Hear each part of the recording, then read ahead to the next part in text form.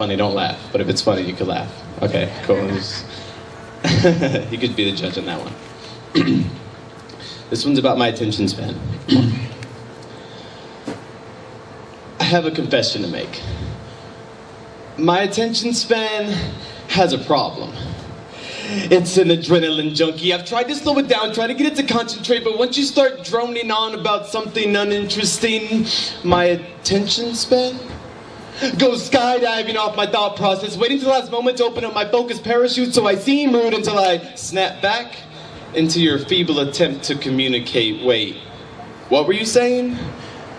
Cause I was listening, but you don't even know how off track my mind can get. My attention span puts on a bandana and cowboy hat and robs my train of thought. That's right. It's not my fault.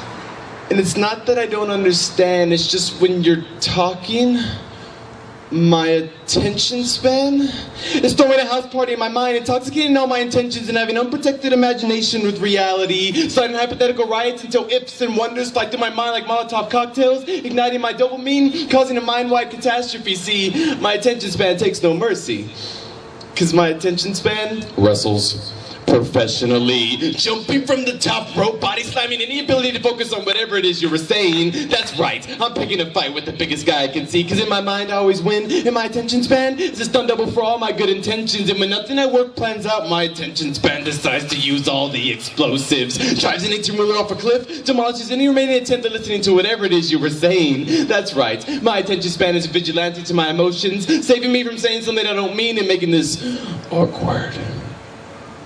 Oh yeah, that was awkward. But it's not that I don't care. It's just that I can't concentrate to conversate when my attention span is preoccupied in outer space, conquering the lizard man planet and seducing all its women. Okay, focus.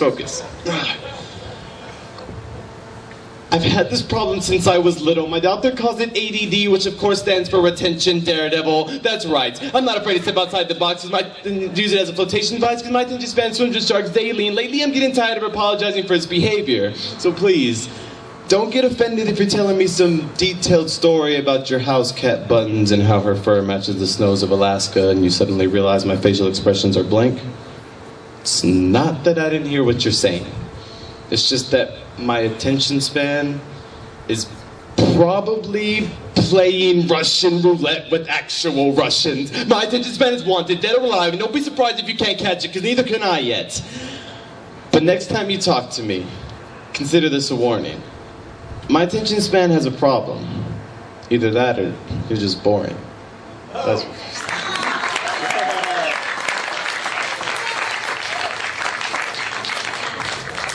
Okay, this is more of one of my pieces, poetry pieces, just kind of serious, kind of just a rant of stuff that I was feeling, so you guys enjoy this?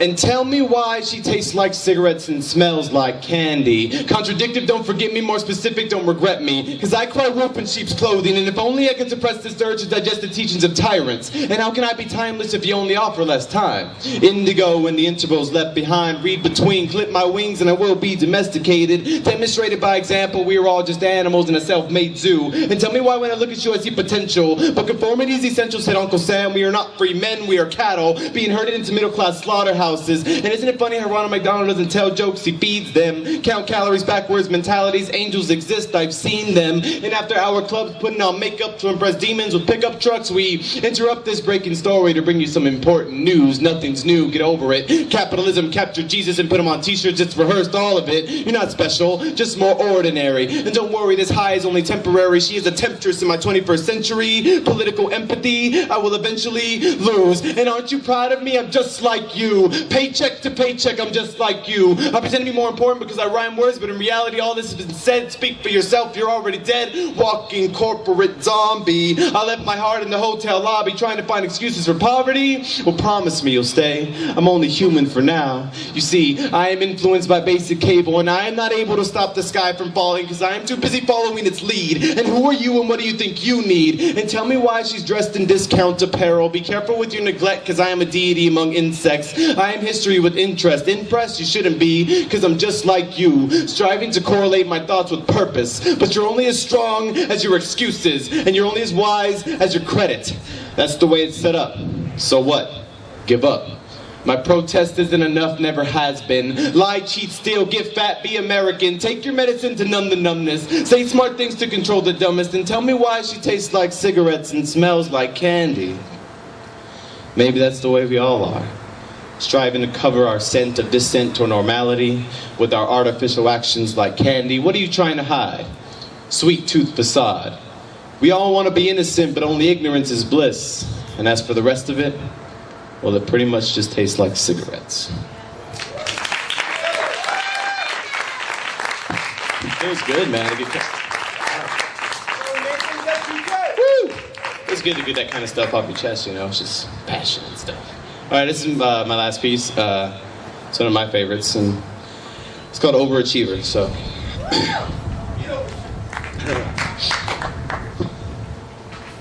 What?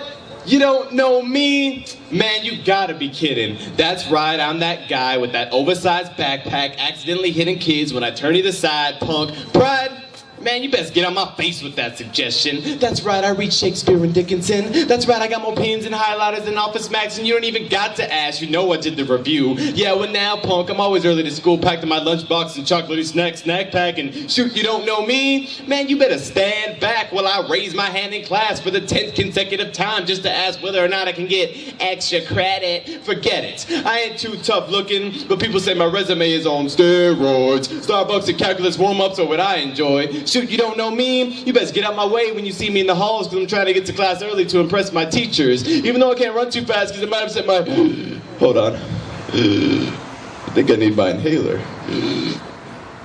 That's right, I take Ritalin and all my textbooks are written in, and I help old ladies take their medicine down to retirement home. What? I eat lunch in my math classroom alone, punk, and I got 2 calculators just in case one runs out of batteries, and I know all the SAT strategies, and I help run volunteer service to clean up our forests. One piece of trash at a time, Mother Nature. That's right. And if you say a physics joke, I'll get it. And I ain't out of high school, but I already got college credit. And you better believe I got glasses, punk, and I get all my fashion sense from my mom. Shoot. You know I look good. That's right. And I know what you're thinking. Nerd. Hell no.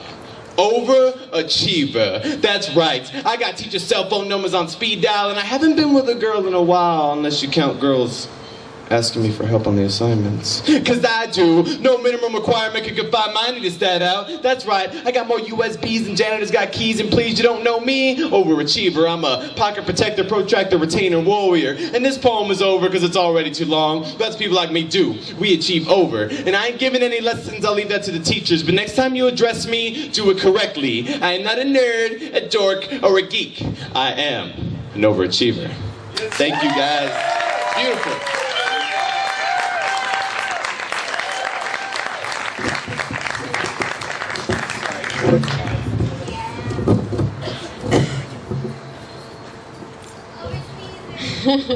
Let's give it up for the overachiever, Nathan Zerfuchin. And last but certainly not least, we have another champion, another poet representing San Antonio, going to Boston.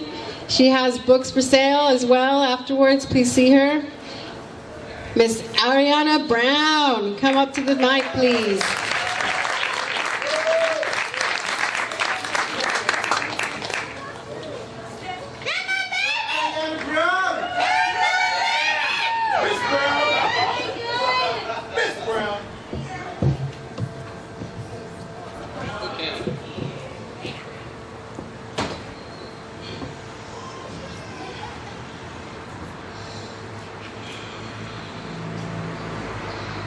We're the first ones there, and already I'm sick. My mother asks if I want to see the body, and I quickly shake my head. I haven't been this still since nap times in kindergarten when Miss LeBay gave out Pop-Top cereal boxes for whoever stayed asleep the longest. Thinking I might lose it, I stumble into a pew to catch my breath, wondering where the hell is everyone else? It's said that sinners will reach for the Bible when the ground caves under them. Well, guess I'm no different. And the book of Genesis was never more welcome in my empty palms. 2 more people enter, I lose my center, and afternoons on the front porch with Popo's crackling voice dusting the Galveston humidity almost break me. Rewind to present. The congregation falters the last few steps before the casket, dry their black faces with white handkerchiefs, wiping sweat stains and never voice wishes from their lips, dying for a last glimpse, and I'm still sick. The gospel begins with 2 instruments and a song too heavy to sing.